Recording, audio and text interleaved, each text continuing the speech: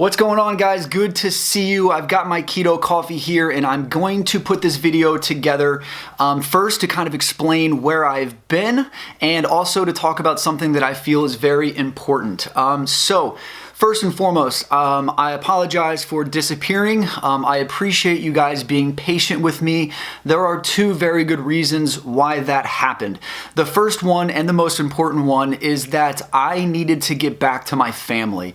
After the 21-day challenge was over, I didn't really realize the impact of me being away from my family, being so obsessed with my goal and the project that I was doing and filming and vlogging everything. It took a lot of time away from my family and it was not fair. So I really needed to get back to being a good father to Paxton and watch him grow and develop. He's at such an interesting stage in his life right now and I just need to be there 100% and also to be there for my wife and support her in being a good mother. And you know, when I was vlogging every day, you know, I didn't realize it, but I was really absent, and that's not fair. So the second reason is because, to be completely honest with you, I was absolutely burned out after that experiment was over. Before that challenge, I had turned the ketogenic diet into a lifestyle. It's what I love the most about it. I could do it very easily. I was getting awesome results and I was motivated to help you go along the same journey with me. The minute I started the 21-day challenge, all of a sudden I felt like a caged animal. Nothing came natural at all. I was weighing my food, weighing myself every single day, tracking every single thing in MyFitnessPal meticulously. I was vlogging every single thing that went into my mouth and every single thing that was happening in my life. That all of a sudden made me feel like I was on a diet again, and then it was not a lifestyle, and I have to admit it was not enjoyable for those reasons.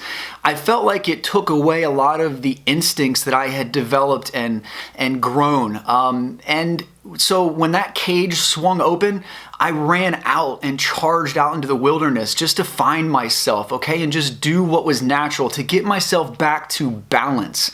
And that is, in my opinion, very, very important. I felt so confused and frustrated, and after that challenge was over, like, how am I going to go back to, you know, what I was doing before? And so it took me a lot longer than I thought to be able to find that balance, but I'm happy to say I have regained it. My instincts are back. I'm doing what's best for me right now. No, that is not eating 4,000 calories a day, but nonetheless, again, I appreciate you guys being patient with me.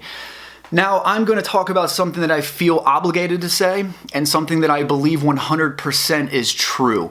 And that is that there is no one right way of doing the ketogenic diet, okay? And in the past, if I've come across as being on a pulpit or preaching the gospel like it's the only way of doing things, I apologize, and it was wrong. I know that different things work for different people. What works for me does not necessarily mean it's going to work for you. And it's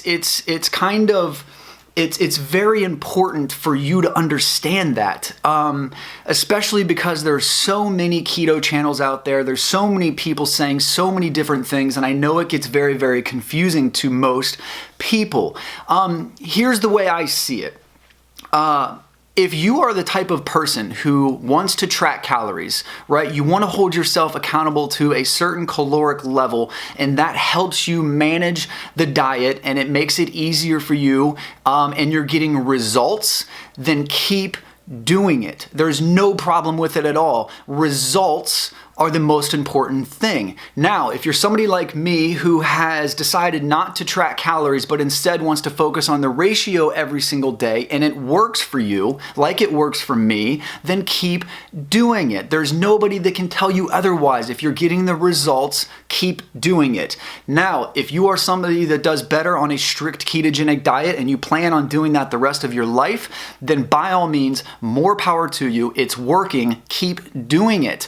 The just the same, if you are somebody like me who decides to do a cyclical ketogenic diet, meaning I take a carb day once every 2 weeks and it works for me, and maybe it works for you, then keep doing it.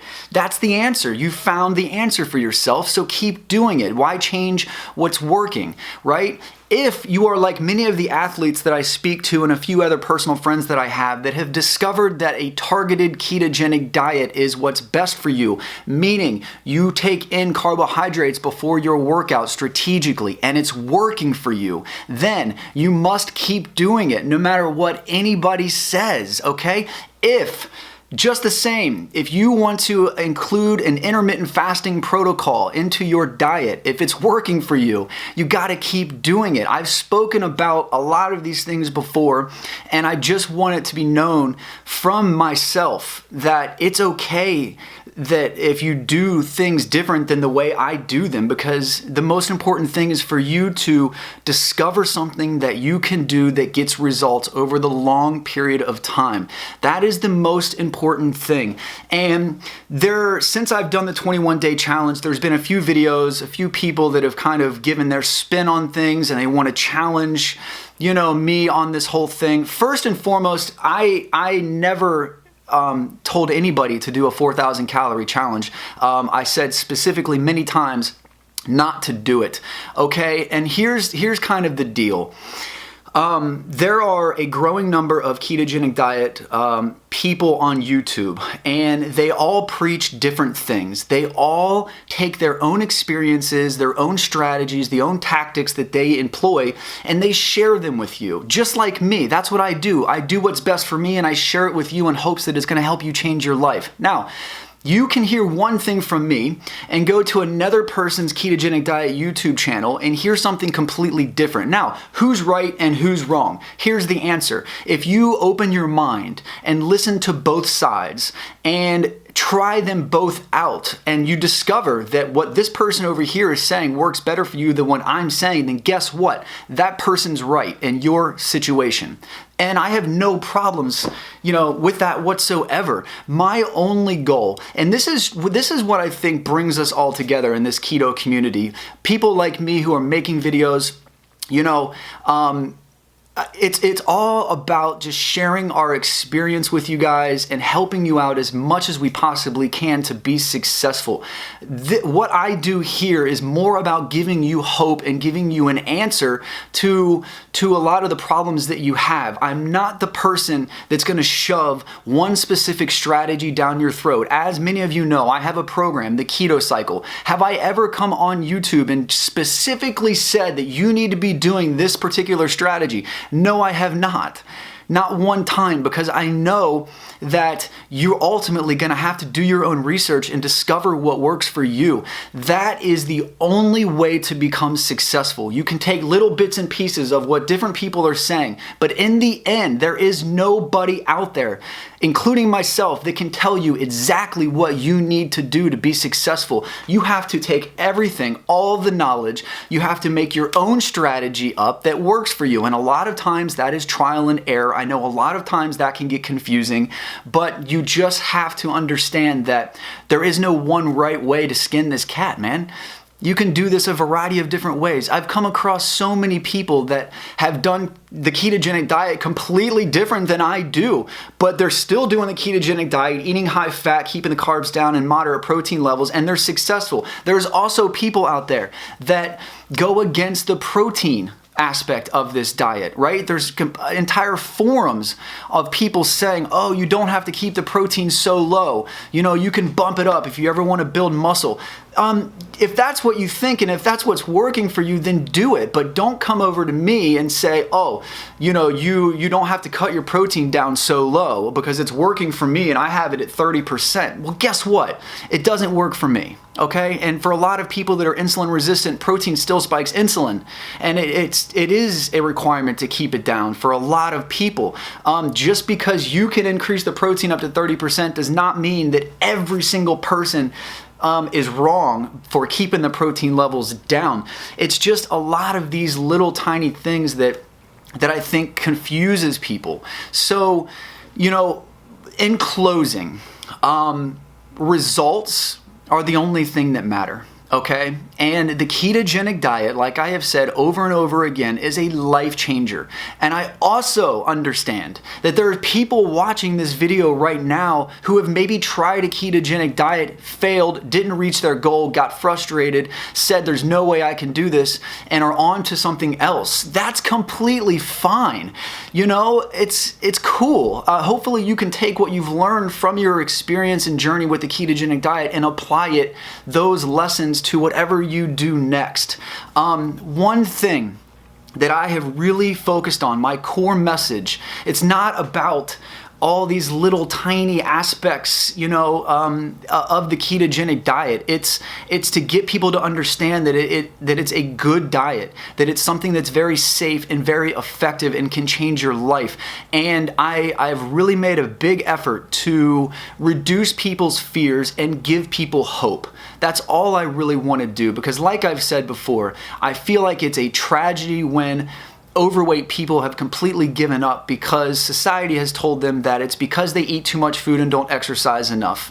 Okay, that finding the ketogenic diet for myself and my willingness and my enthusiasm to share that is to give hope to those people.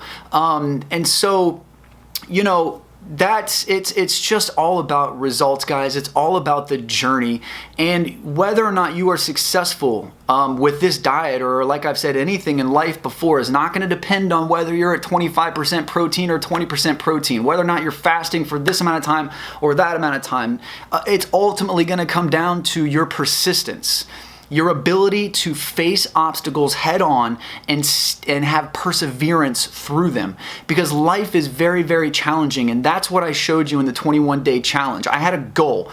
Yes, it was different than everybody else's goal, but I still completed it. Whether it was good or bad, who knows? But I achieved my goal. Yes, I had to sacrifice a lot, but so do you in reaching your goal. Okay? And that is the most important thing, is committing yourself, staying positive, believing in yourself, conquering adversity, and ultimately being successful in spreading the word and helping other people become successful through your eyes and through your experiences. So that's it. Again, I'm sorry for being away for so long. Just talking to you guys right now makes me miss it. I can't believe I was gone that long, but I am back. I am going to start vlogging again next week. I've got a few very big life events on my plate right now that I will share with you then. So, as always, guys, keep up the good work. Keep doing what's best for you, and much love.